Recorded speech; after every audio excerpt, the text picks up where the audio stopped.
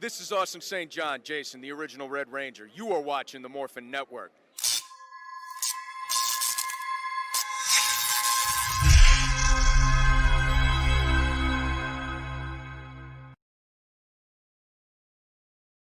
This Morphin Network video.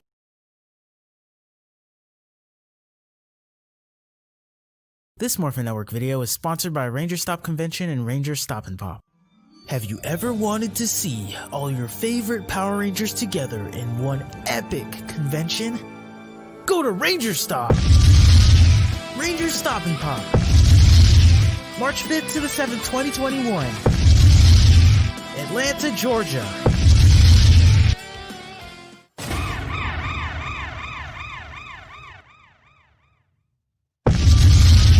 Ranger Stop 8. November 11th to the 14th, 2021. Orlando, Florida. Get your tickets now.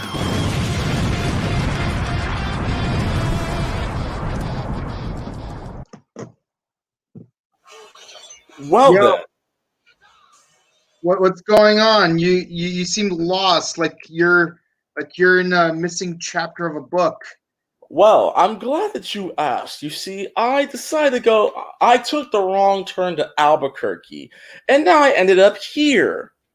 I don't know. I'm somewhere in between the Gulf and the Bermuda Triangle. But don't worry, because I have the power of friendship on my side. As one might always have. So, other than that, it's kind of weird. I thought we was going to do this before Christmas Eve, but hey, it's okay. You want to know why? Because we're giving the people what they want. And that is a great episode of the Rider Time Podcast.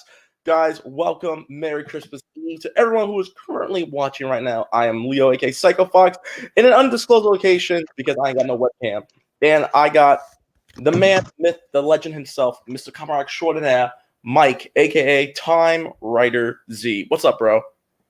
Hey, I'm doing okay. I'm just worried if you're doing okay because of the lack of camera and whatnot. Yes, for people who are coming in right now, if you're wondering why I do not have a webcam on me right now, I am currently at a friend's place, a lady friend of mine, my girlfriend. I'm at my girlfriend's place, and she does not have a webcam, unfortunately. And yeah, all you can hear is audio, but it's okay. It's okay because like Tassel, it's meaningless. Everything is meaningless. Yes. Muda. But yeah, guys. Well, other than that, let's talk about this episode. Because we're not here. We can talk about my lack of video quality all we want, but we're here to discuss the brand new episode of Kamen Rider Saber, or as I like to call, the Power of Friendship 2.0. Okay. Mike, where do I even begin with this? Where do we begin with this? Because my computer's going through technical difficulties, so it's kind of hard to post up the pics. So I'm going to try to do my best, like, by showing them straight from my phone, because my computer... No, I got you. I'm going to be... It's like my computer, like, Ryan got Evox last week. I'm getting Evox this week. Everyone's getting Your Evox, webcam bro. is Evox. No, my webcam didn't get Evox. The thing is, I just don't have a webcam. Yeah, it was calibered. Yeah, so... Yeah, yeah, it was calibered. But did you you emailed them to me. So, yeah. But that being said, guys, so let's talk about it real quick. So, what did you think of the last Sunday's episode? I mean, it was kind of a flashback, but not so much a flashback. Yeah, you tend to have this habit of misusing the word flashback when you talk about clip show episodes. This time, the flashback is an actual flashback and not a clip show, so that's good at least. Yeah. We didn't do that, thankfully. What's it called? For me, I'd say the episode. Okay, I like that we got some more insight as to what happened 15 years ago. I'm just not a fan of how it happened. Like the character motivation's basically my issue. The motivation, it just seems out of place here. And the thing is, you had like really good things set up, and just it wasn't quite. Honestly, I'm more interested in what's happening outside of the book. With Rintaro and the rest of the gang. And the homies, yeah. Yeah, that was a lot more interesting for me, But inside, you just got shonen ad nauseum and whatnot. I'm interested to see what happens in the next arc. I don't know, bro, but it's like, I look. I've been very lenient when it comes to to certain issues I've had with Saber. I've been very lenient. You know it, and I know it. Okay, this time, like if you didn't catch the power of friendship before, you're catching it tenfold in this episode. Like, you're catching a whole lot of power of friendship. Mm-hmm. Without further ado, let's talk about it real quick. I'll tackle the first half of the show. You can tackle the other half. Hey, since it's audio only, I may as well switch camera to this mode so I could show the pictures up more easily while you're still uploading them. You do that. You do that. Anyway, so we begin, and there's no. You know how normally we have like a cold opening and stuff where you're like, oh, this is what happened. This is what happened. This is the aftermath. No, it went to. We're just gonna show you what happened last episode, and we're gonna go straight to the intro. That's it. That's what they did. Right. And so we get to the other homies who are currently fighting the other dudes. The three Magids. Yes. Yeah, you got Zuo, Storius, and Legenial. Yeah. And they're like, you guys can't possibly win. Like Caliber's already inside. He's gonna get what he wants. And there's nothing you guys can do to stop us. Like they end up even demorphing Rintaro. Yeah, and you would have thought after last week's episode when he went straight War Machine, when he went straight Super Saiyan, first Dragon Ball reference of the day, you would have thought it would have been over. Like like he was about to wash everybody. He's like, hey y'all stick to the side. I got this. Nope. That's not how it happened because everybody got washed, including Rintaro. Yeah, and of course, what kind of villain would you be? What kind of villain would you be if you don't explain exactly what's happening with your evil plan? By the way, all the photos are officially up. So we also see throughout the flashback, because this is a flashback episode. I don't mean clip show. I mean an actual flashback on what happened and how Caliber became the Bee. And we also see some flashbacks from the Three Musketeer trio, power of friendship thing with Rintaro, Kento, and Toma, which reminds me, your friend Toma said hi, Mike, earlier. So while that's going on, the three Magids actually whoop on Rintaro, Kento, Ren, Ogami, and Tetsuo. And I'm like, it looked like something straight out of one of those kung fu movies. It reminded me of Ombak, and it reminded me of Blood and Bone, and freaking Undisputed. They washed their ass so hard, it was ridiculous. Right, like you even see like Zuo's like doing all these crazy flips and stuff while he's doing like freaking spinning tornado kicks right in his face. Oh man, it was insane. And you would think the one person who probably would and funny enough, everyone's using their swords except Rintaro. Rintaro's like, nah, man, I got the hands, I got the ones. Let's get this money, fam. Nah, Rintaro got his butt washed too. I got the fist of the Beast King. Mm-hmm. You know what it reminded me of? You remember that scene from Kill Bill Volume 2 where she fights Pai Mei? Yeah. That was that. But this time, freaking Rintaro has the rock in his hand. You remember how the rock is trying to fight Pai Mei with a rock? Yeah. Meanwhile, inside the swirling vortex of death, that leads to. Okay, so what the goal is the the truth beyond truths is inside what is essentially the table of contents of the master book, the book that created the universe. Like basically they're pulling a Doctor Who mid-season finale from like season 7 where it's like, okay, we gotta find out what happened to Rory, but we can't read what happens in the book because then it will actually happen. So how do we find spoilers without spoiling what happens? You go to the table of contents. Right. And so while everyone's getting washed, and while the 3 Majids have legit whooped on every single one of them, May gets in the way, and she's like, "Okay, listen, all y'all are getting washed. Y'all need to get up." Toma is legit about. Go ahead. Wait. I just want to do this chronologically. I apologize. All right, go ahead. But yeah, Toma, like he's pulling a Kirito. He's got the fire sword in one hand and the lightning sword in the other hand, and of course, Caliber is still too much for him, and he ends up dropping both swords.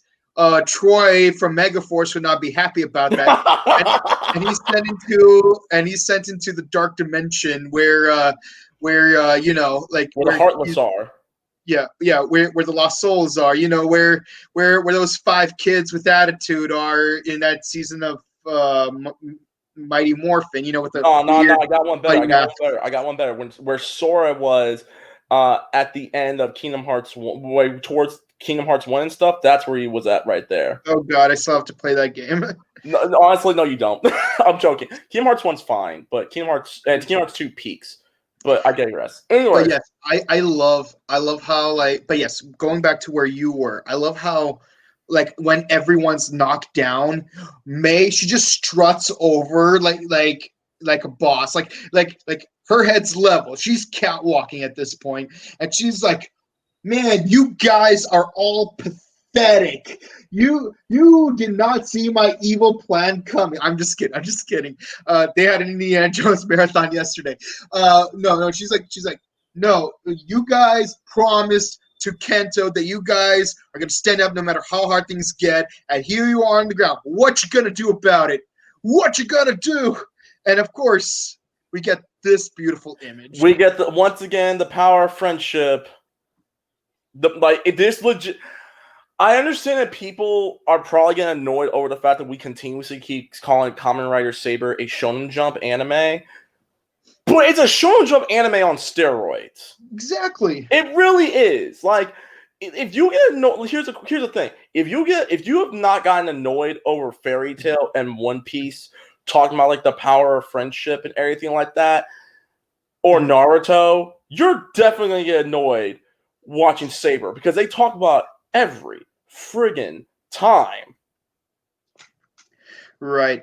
And one thing we did not mention is the fact that the reason why they had this entire unmorph sequence, by the way, I appreciated when they have unmorph sequences in any tokusatsu, like whether it's American Power Rangers to Kamen Rider to Super Sentai, Garo, whatever else have you. I love unmorphed fight scenes. But the reason why they were unmorphed is because the heroes had an ultimatum where, yes, they could morph and destroy the pillars that are keeping the book open.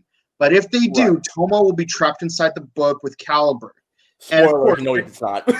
but of course, May gives like the amazing speech saying, "Look, guys, we gotta trust Toma. Like that, no matter what happens, he'll get out alive. We just gotta do our part on this side." And they're like, "Yeah." And of course, Toma sees a vision of Kento that obviously helps him escape. And of course, he regains his resolve, as do the heroes. And when they transform, May does an adorable Ginyu Force pose. Oh my god, you would prevent the Ginyu Force. Yeah. That's what the 5th Dragon Ball Z reference. Speaking of Dragon Ball, everyone goes Super Saiyan. Yeah. And essentially show that clip again. Show the clip again with Kento's dead corpse spirit thingy. This was Goku meeting Bardock for the first time, King Vegeta and Vegeta at the same damn time. Oh, you mean like how Rey Palpatine met Anakin, Obi-Wan, Just stop, because that scene still pisses me off. Because how much money Disney? You have millions of dollars. You mean to tell me you can spend like a couple of grand on some Force Ghost? I'm done. Anyways, or at least get the CGI footage from Clone Wars. Like who's gonna know? People already hate the movie. Anyways, but that's not the point. The point of the matter is, Kento Force Ghost comes in and pretty much is the Force will be with you always. Now go, Kakarot. It is time. And thus, Toma straight up goes Super Saiyan God level 3. No, not Super Saiyan level 3, because he hasn't hit Super Saiyan God mode yet. That's probably going to come in the second arc. Anyways, so he goes in, and he's fighting Caliber. But let me finish up the first half. So everyone on Earth, not in the book, starts to fight the rest of the Majids. They all go back to their Kamen Rider forms. Freaking Rentaro pulls out his final venting stuff, and they all take down all three of them. Now they ain't killed the Majids, but they distract them long enough, and they're like, okay, we trust that Toma's gonna get out of here. Let's start destroying these pillars one by one. Yeah.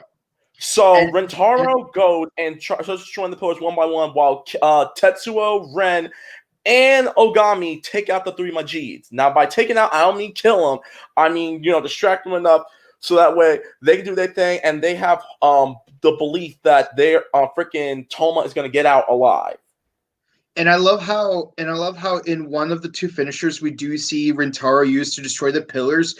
You actually have the other three writers throw the books they borrowed from each other to Rentaro. So you got the Three Little Pigs, Jack and the Beanstalk, and Bremen musicians.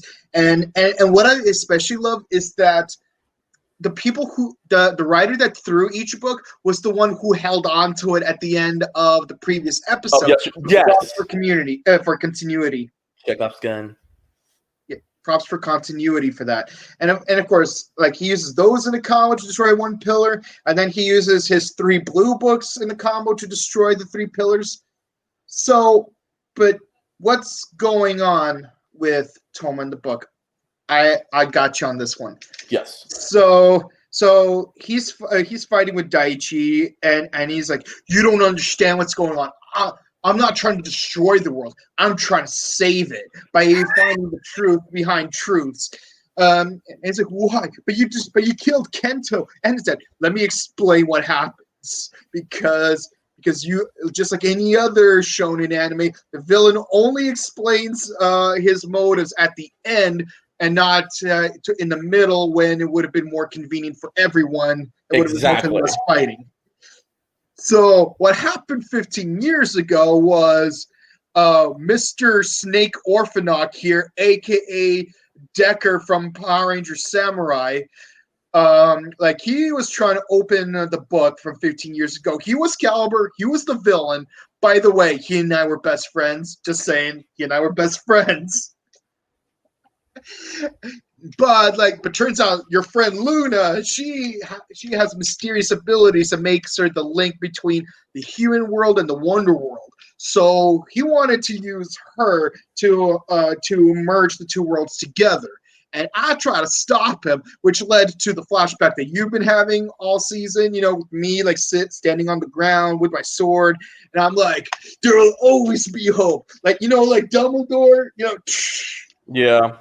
And yes, I am talking about Dumbledore, not Gandalf, because I'm talking about Harry Potter and the Order of the Phoenix, not Fellowship of the Ring. Anywho, so he manages to stop the vortex, but not soon enough for Luna to be trapped inside the book, just like we remember from the flashback. Right. And of course, the two of them keep fighting, and of course, the original Caliber, he's like, don't you know that I'm trying to save the world? You're the one. I'm trying to save the world. You don't get it. I'm trying to save the world. It's the sword of Logos that's trying to destroy the world. And this is why, real quick, this is where I have to. I'm sorry to interrupt. This is where I have to say this. Talk about it. Why are you two fighting? Talk. Diplomacy. What the? Diplomacy. There's no time for aggressive negotiations. This is how Anakin Skywalker turned into freaking Vader because no one talked. Yeah. By the way, we just got 2 levels of Chekhov's gun for this week's Rider Files. like anyone who's watching this podcast who has seen this week's the season that this week's Kamen Rider File covers, you know what I'm talking about. You know what I'm talking about. But yeah.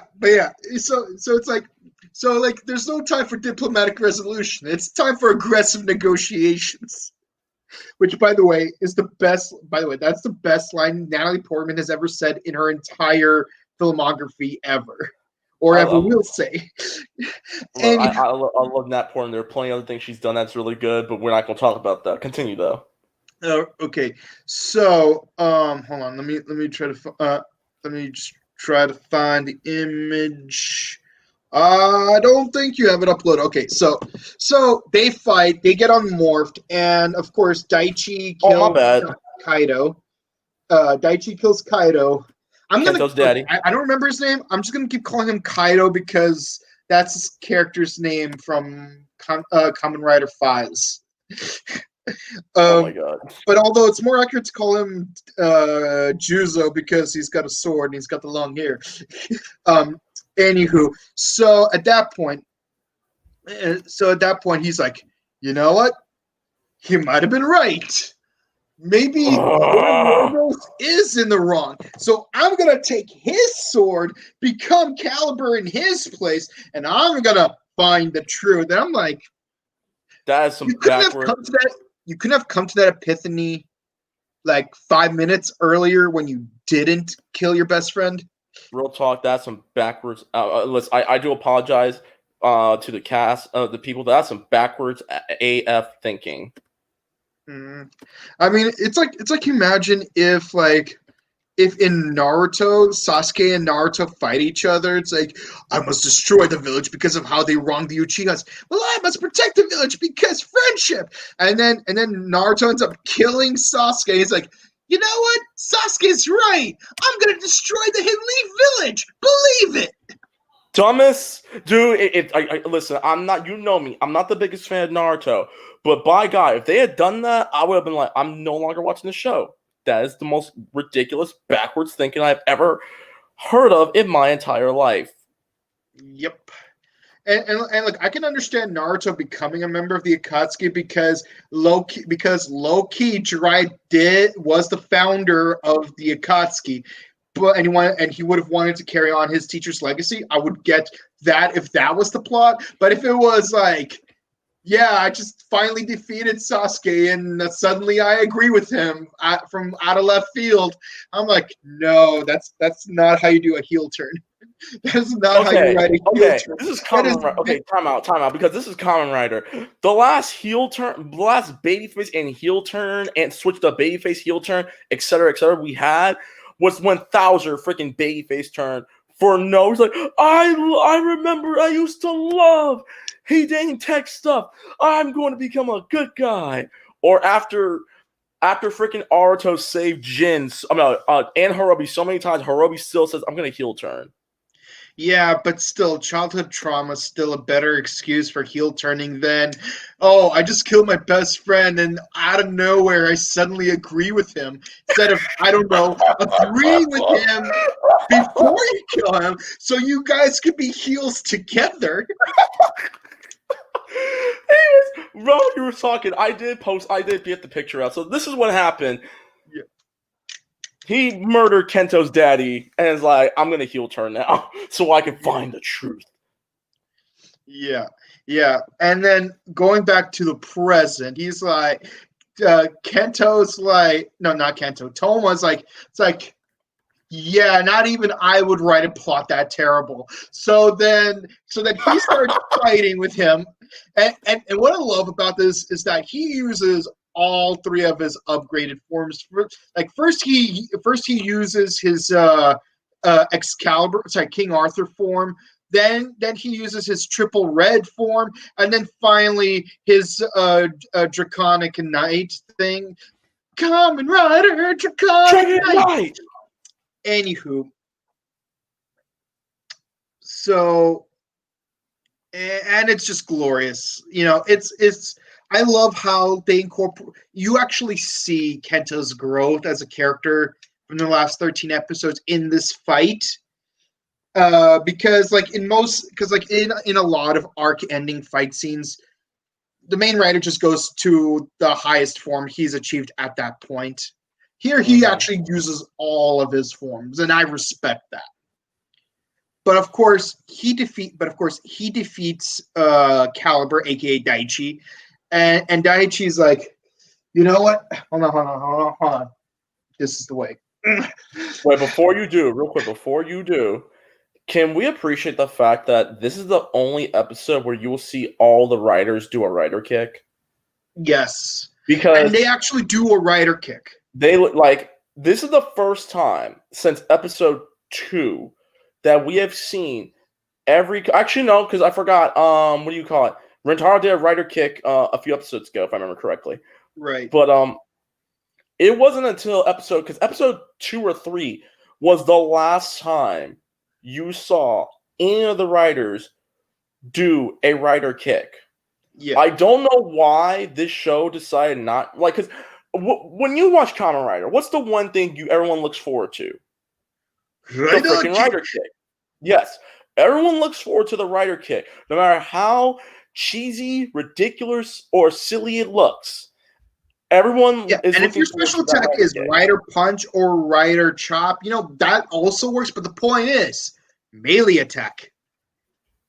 Exactly, and it sucks if only we could have gotten everyone's rider kicks. But yeah, everyone does their rider kicks, and it is awesome. Even Ogami's big, bulky armor self got to do a rider kick, and that's like watching War Machine from the Avengers do a freaking rider kick. Yeah, yo, imagine actually seeing that happen, like War Machine doing a rider kick. No, imagine a Ghost Rider did a rider kick. You know why I'm saying that. I would like to take a moment to appreciate the fact that Nicolas Cage is indeed a Kamen Rider fan. I love that. I love that so much. It's so shway. Anywho. All right, bring it home, bro. So Daichi severely defeated. He's like, okay, you beat me. But you know what? That means now it's your turn, Toma, to get my quest done. The burden's on you now. You have to find the truth behind the truth. Prove that it was sort of logos that made my best friend heel turn. Find that table of contents, and I'm pretty sure that's where you'll find Luna as well. And above all else, someone is dead. Yeah, freaking This deal gets worse all the time, bro. That's all I have to say. This deal is getting worse all the time. Yeah. Because now, friggin' Daichi is dead. Because, what's his name again? Destuo? Yeah, Desta murdered him dead. And he takes his own Wonder Ride book, meaning that he's now free to wreak havoc as he pleases. Exactly. Give me 1 second. There you go. Hold up. I'm pretty people like, why? What's with the avatar? I got you. Anyways, boom. Did it go? No, it didn't. Anyways, but as friggin' as Daichi is dying, he's like, someone's a traitor. Find him. There's a traitor. And yeah! Bow, bow, bow. Yeah. So Kamen Rider just became freaking Among Us. Yeah. The good old days of Decade and Kabuto. It's So, as we have more questions now than answers. Yeah. And of course, as the end credits start to roll, the whole squad is finish destroying all the pillars, which causes the Wonder Ride world to collapse around Toma. And everyone's hoping, oh, Toma, please make sure you please get out of there alive. And of course, hold on, let me try to find that specific image. Hold on. Where's it? It's not here. Which one was it? Oh, I did post it. Hold up. Yeah. So Toma manages to get out. And while everyone's reveling in his return, there you go. Yeah, there we go. He looks back. He looks back on the book, and he's left with a sense of uncertainty, of like, if there's a traitor among us, who can I trust, and what is the truth behind truths, and of course, but in the meantime, I'm gonna celebrate with friends because. Friendly friendship of friendliness. But of course, while everyone's walking away, someone turns from around the corner spying on them. Yes, our favorite half Filipina actress in Kamen Rider, because I see she's one of the few that we've seen thus far that I'm aware of. Yes. Home chick from the South Pole is back. Yes. Reika's like, things are getting interesting. And I bet money she's the traitor. Yeah. Yeah, I mean, let's be honest. Sophia disappeared right around the same time she showed up. Mm-hmm. Yeah, and of course, Not to mention Sophia did give May the keys to the freaking logos. Right. And so we close out with Tassel saying, "Oh my God, can you believe it? Toma actually saved the world." But of course, the hooded figure shows up and shakes his head, and that's when Tassel remembers. But things don't look like they're over quite yet. Yep. And that's how the episode, and by extension the arc, ends.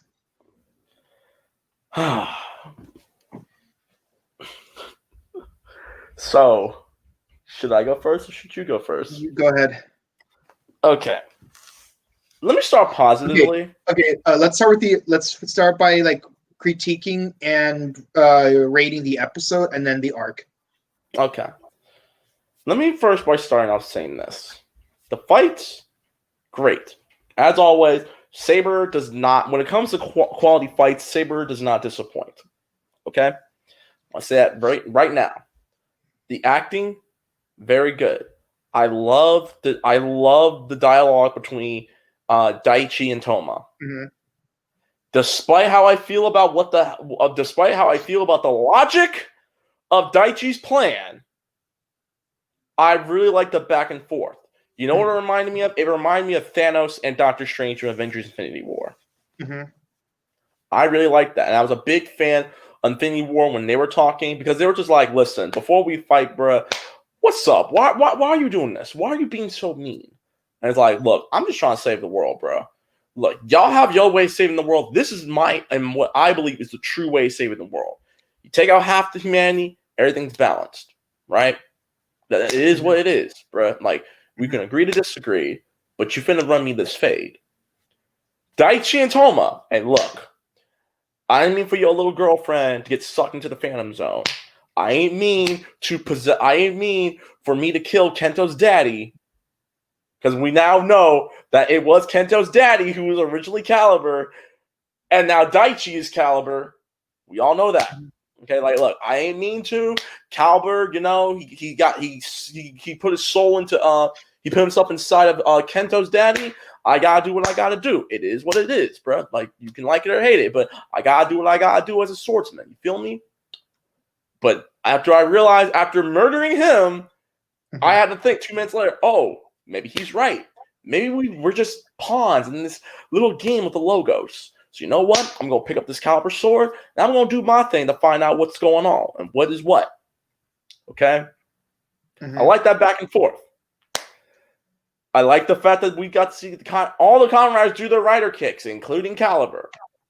And it looked really good. You know what it reminded me of? It reminded me of Dragon Knight. How the Kamen Rider Dragon Knight's final event was a flaming kick.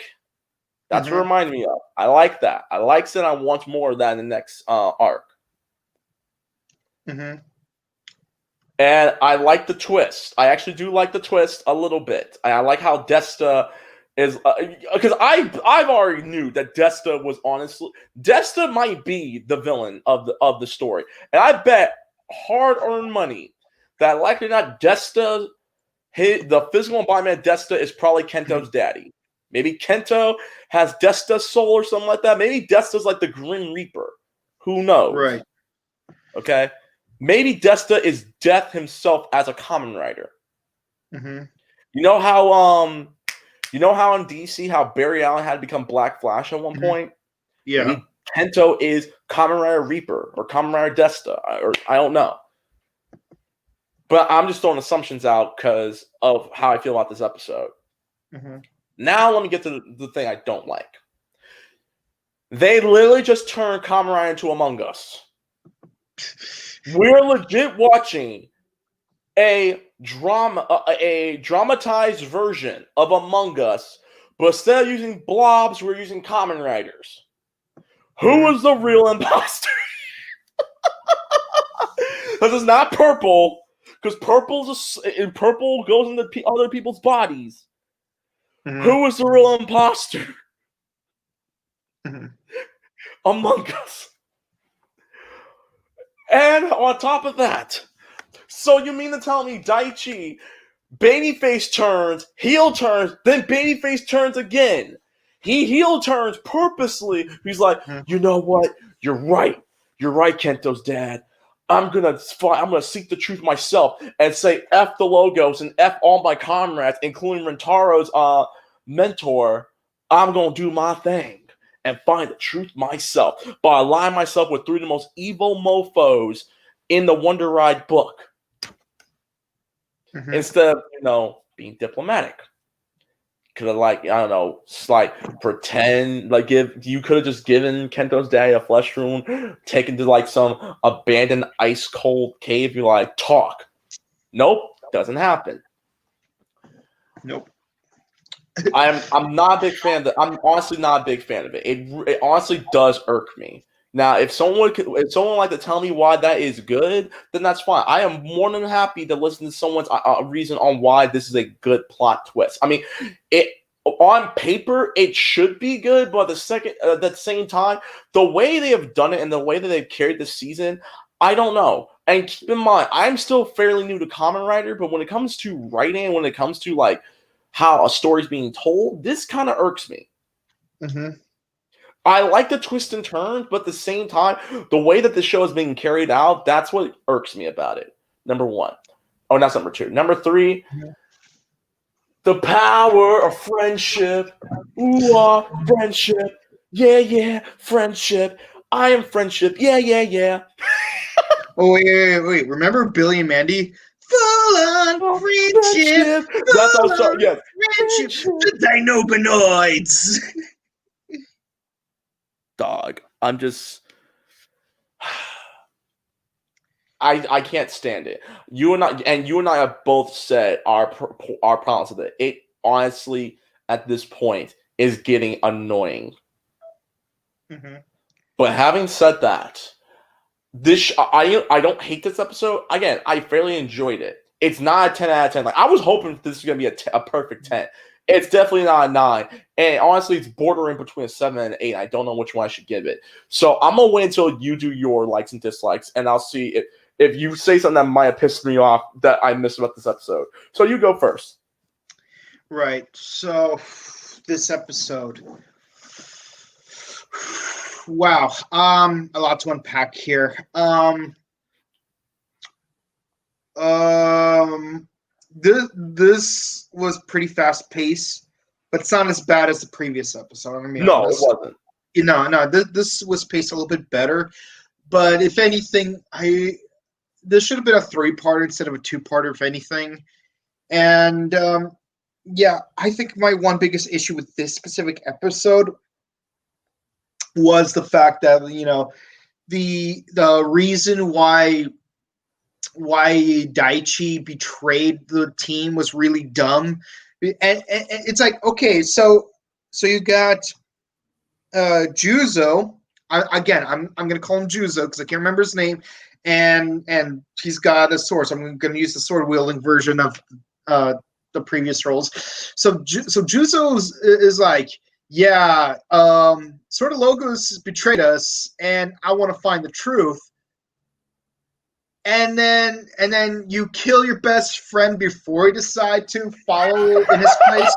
like I just can't get over that. Like if he had a third ulterior motive, it's separate from like if Daichi had a separate motive from Juzo's, I can understand that. Or hey, I want revenge. But like revenge for something a little bit more. Like say okay, you know what? Okay, give me a second. You know what to do. Okay, go ahead. Oh, wait. I know where this is going. Here we go. Hold up. Guys, our very first Jim Cornette alert on the Riot Time podcast. So here's what I think should have happened. Instead of having him say that, Sword of Locust betrayed us, I came here to find the truth. What Juzo should have said was, I was sent to destroy the world under the orders of the Sword of Logos. Because then you would have a Daichi having a reason to betray the Sword of Logos. And have it be his own just thing. And heck, maybe you could have some kind of revelation that Reika was secretly a heel and she was giving false orders to trick riders into being the bad guys. That would have been so interesting, because like we've done things like this, like with Build and X-Say to some extent. Mm-hmm. Definitely Drive for sure. And that would have been a great change from what actually happened, because now it's like if Daichi's motives are the same as Juzo's motives, then like there's no point in killing him off. There's no point to it. And you could have had so many great reasons to kill him off and take his sword, but this is what you went with, and that's just disappointing to me because at that point you could have just not killed him and then just team up with him, and then the two of you could work together, kind of like how when Anakin wanted to say Padme, like Palpatine didn't kill him, he was like, but if we work together we could discover the secret working as one, because that would have made more sense. Like when Star Wars prequels have better writing. Don't you dare! Don't you dare! That's my issue with the inside the book side of things. Outside the book, I have no complaints. I love the stunt acting from the men in their civilian forms. They could have just stayed in their monster forms. They could have just washed everyone. No, they stay in their human forms just to toy with them and show, yes, this is the difference in our power scale. You just got a mid form retired? Psych! That form means nothing to me. I'm still gonna wash you. Use weak. and I love how the other three riders gave a little bit of their own power to Rentaro to help them overcome, to help them like destroy the pillars. I love how they have that trust in each other where we're not going to hold back anymore just because Toma's inside the book. We're gonna fight him off and hope for the best. And I love that sometimes you have to take risks and show faith in your teammates. And that was done really well in this episode. I like that. And of course, May stepping up as a character. She's going from annoying manager to Sakura, to being a great cheerleader, to being the damn mentor, because when everyone was down, she actually took a stand. It's like, come on, guys, you got to get up. If I could use one of these myself, I'd do it. And they're probably setting up for her to become Espada next arc. I hope she becomes a Spada. Everyone wants her to become a Spada. Like high key. I've said this before and I said it again. I understand some people may not like her personality, but honestly, after she obtained the book to find out what the hell is going on, what Rider books or what Wonder Ride books are being opened, she just became one of the most useful characters in the show. Because you don't have a Sophie.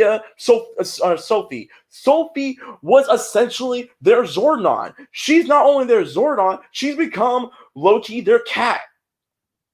Mm-hmm. Like, she honestly earned it. She's earned this. Yep. And yeah, and like, I hope she becomes a Spada because she's shown more competence in being a team player than Kento. Mm-hmm. Yeah, and speaking of Kento, the Force Ghostling, I still think that what should have happened was Kento comes back as Caliber. Okay, real quick. Let's talk about this. Is there more to this that you have an issue with aside from me? You hit the nail on the head with that one. Let's be honest. Dragon Ball Z meets Kingdom Hearts, dog. Like they could have handled it better. Like, heck, you know what they could have also done here? What if he just found Kento there? Like, literally just found him there because he's trapped inside the sword, as we've seen at the end of the second to previous episode. And what if Tomo finds a way for them both to escape? So Kento's brought back to life in an arbitrary way, but at least in one that makes sense. Like, that would have still worked better than what we saw here, or at least Kento would give him a power-up of some kind. Actually, you know what they should have done? They should have held back on the Draconic Knight reveal 2 episodes ago, and then just have him debut at this episode. So it's like Kento's like, I want you to carry on my will. I want you to be the light that I could never be. And then he lets himself get absorbed into Toma's body, allowing him to escape. And then his Aladdin book turns into Draconic Knight. Okay, that is smart thinking. That's smart. That is smart booking. That is a smart Jim Cornette booking right there. Anyways, good continue. Right. So for this episode, I have to give it an 8.5 out of 10 because while there were some good elements into it, it still suffers from a lot of writing problems that just keep them far away from that 1.5 that would make it a good score. Like that 1.5 points is just trapped in that dark realm inside Caliber. All right, if that's the case, I'm gonna give it an 8. I'm gonna give it a solid 8 out of 10. Like I said, there are things I really enjoyed this episode, but it's just the pacing and how they've gone about it. It just irks me. Mm-hmm. But yeah. So with that being said, what about the arc itself? Now the arc's a different thing. What do you think of the arc overall? I'll let you go first. No. You go first. Well, there's a lot to say. You've been in the Kamen Rider game for about a decade, so you go. Actually, it's been more like 14 years. Let's see. What can I say about the arc?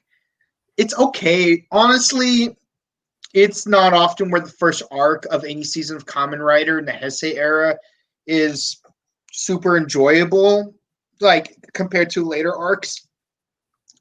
I think my issue here is that while some previous seasons were like too slow to develop the main story, this one was just way too fast. It moved too quickly. Like, I think that's the main issue, and I think a lot of people agree. Like, there's both too much and too little happening in each episode, and I do think part of the problem is because of the fact that they introduced so many writers so quickly. Don't get me wrong, I haven't forgotten that in Gaim they had 7 writers by the time they reached episode 7, but they introduced the writers at a pace that made sense. Like, first, you got the main character in episode 1. Then his rifle becomes a writer in episode 3 because in episode 2 he saw the fact that he could transform. Then episode 4, what's it called? Homeboy Simp, Simp Shady is like, well, main character's gone because he just got whooped by this other writer who's who's somewhere else. So I got to step up while he's gone. And then these 2 other guys are like, yeah, you know what? Like we're just being left behind while these other guys are like super powerful now. We need to up our game. And then the 2 of them transform together. And then out of nowhere, like this Mr. Frenchie shows up and watches everyone. So at least there's a pacing thing that makes sense. But with that said, I'm not keen on how they did it here because you got 2 writers in the first 2 episodes, then you got another 2 writers and another writer. There's too many writers on the squad. And that's another thing that Gaim did better than Saber is in Gaim, they weren't working as a team. They were all rivals with each other. It's step up the streets. But so like at least it made sense. They're rival gangs, and then over time during the second arc they have to learn to team up. Like that works. But here they're already a team. It's practically Super Sentai, and they're trying to make a Kamen Rider plot with using Super Sentai mechanics, and it just doesn't work as well. Which is ironic because next Super Sentai is has the main character look like a Kamen Rider. So I don't know how that's gonna work, but you best believe that Quasar Red and Red Star are gonna review it, and I'm gonna try to keep up with them. I like the characters individually, except for Kento. Kento sucks. No offense to you. He's too much of an edgelord. He's too much of an edgelord. Like he's more of an edgelord than Ren from Dragon Knight. Both Japanese and American version. He's like, and like you can't say he's a scumbag because he's not a homewrecker like Misato from Fives. Oh, it's just so messy. Like they should have slowed it down a bit. Like the first 8 episodes should have been stretched to 13, and then the next 5 episodes. Wait, hold on. Sorry, next 7 episodes should have been stretched to another 10 episodes, and at this point we'd be at episode 20. That said, I'm looking forward to Arc 2 because now we're going to see some people from the South Pole. Yep. Hopefully my theory is the South Pole, they got guns. like the Statesman in Kingsman. Yeah. But all right, cool. So what did you give it? I give it an 8 out of 10. Like it could be good. I mean, it wasn't terrible, but it could be a lot better. Okay. Well, I think I'm gonna be the jerk in this one. I'm giving this a 6. I think because of the pacing and like you said, how they went about introducing every single writer and stuff like that. Don't get me wrong, I love all the characters except Kento. Like everyone wants to continue to say Mei sucks. I'm sorry, Kento is the reason why everyone got messed up at some point throughout the show. Okay, like I know people have their gripes about Yaiba. I would rather Yaiba be a Spada than Kento. No offense to the actor. I think the actor has done such a good job for me to not like the character. I think Kento is that one character you're supposed to not like. Mm-hmm. It's like Hirobi. Hirobi, like you like him, but then when you realize some of the things he does, I'm like, bro, that's messed up. This like Aruto literally sacrificed him, try to sacrifice himself to save you, to save Jin, to save many, many, many of the Huma Gears on a daily. I guess still want a heel turn? Really? Mhm. With this one, it's like Kento is like, bro, everyone's telling you to chill out. And now look at you. You're dead. You're dead, homie. You're dead. But I like Toma. I think Toma is Deku. Yeah. Toma is the Deku of the squad. Ogami is Piccolo because he's everyone's dad. Rentaro is Trunks, kinda. Kento is a mixture between Hiei and Sasuke. Mhm. Ren is Bakugo meets who's a really cocky character. He's Bakugo meets Kuwabara. I like Kuwabara. Yeah. And freaking Tetsuo is Oh, you know who really reminds me of? what? He reminds me of Luck from Black Clover. Okay. Because he's Okay, like, that's a good one. oh my god, I'm so excited, we're gonna fight. And freaking Tetsuo is Todoroki meets homeboy's a homeboy from Legend of Korra, the emo one, the emo metal bender. Oh yeah, I know who you're talking about. Yeah, he's emo metal bender and Todoroki. Like for me, I would say Tetsuo reminds me of Todoroki combined with Zanki from Hibiki. Now, let me be perfectly clear. I mean Todoroki from Hibiki and Zanki from Hibiki. No, I'm talking about Todoroki from My Hero Academia. No. I'm talking about Todoroki from because like straight face, he's Zanki because he's like the seasoned veteran with like the melancholy look on his face. Mm-hmm. But then when he activates Brahmin musicians, he turns into Todoroki from Hibiki because he's like all partying that.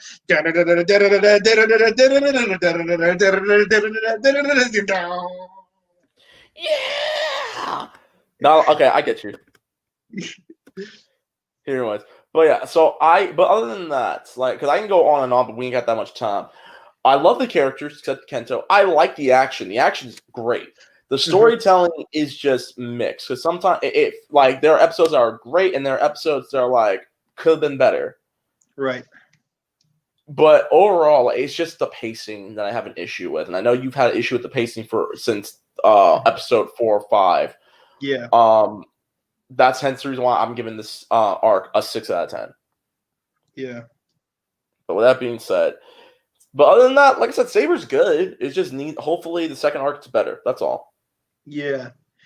I hope so too. And of course, Merry Festivus to everyone that's not celebrating Christmas tomorrow.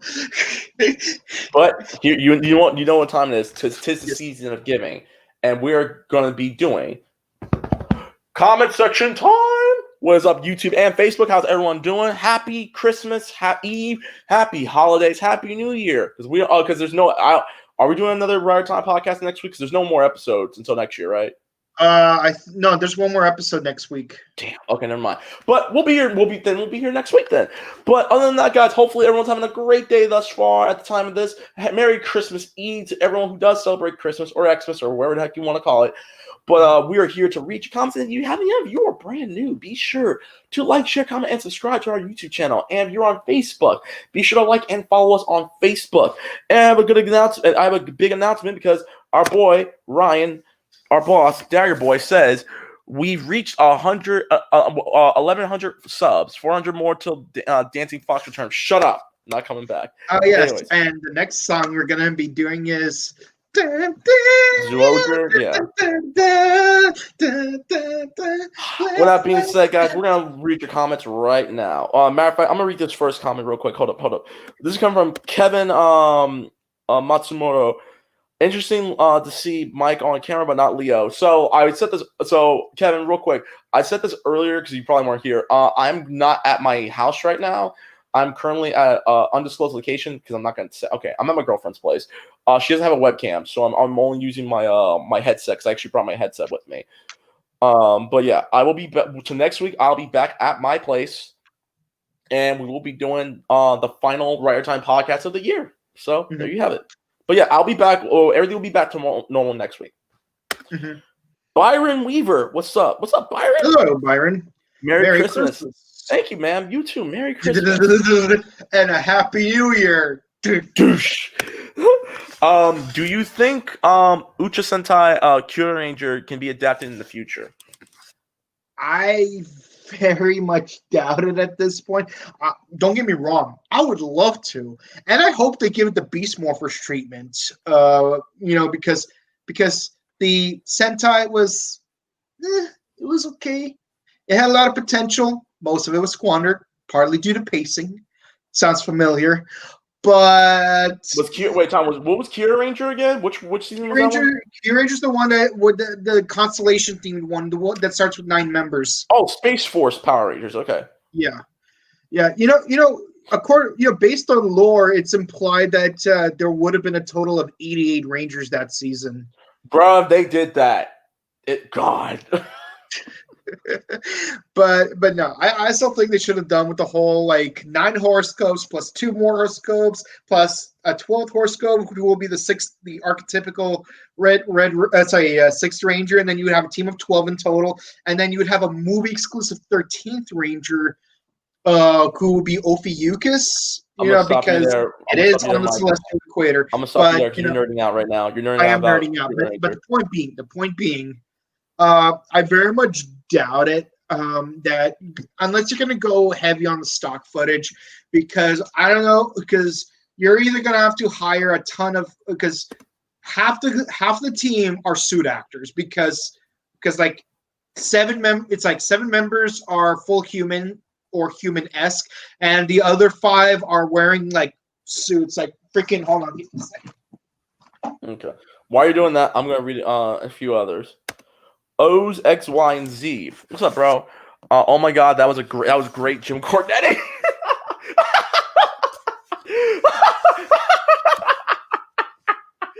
The other 5 members are basically doing this. So good luck hiring people for that. By the way, I want to thank Next Decade one more time for making this for me during Japan World Heroes 2017. Yeah, I wanted to wear this for PMC 2018, but it was just too hot and I had health problems at the time, so that was just out of the question. If Kabuto can get if TRZ can get to 100 follows on his Twitch, he'll do it at next year's Power Morphicon. There you go. O's once again. The pacing was bad. Real talk.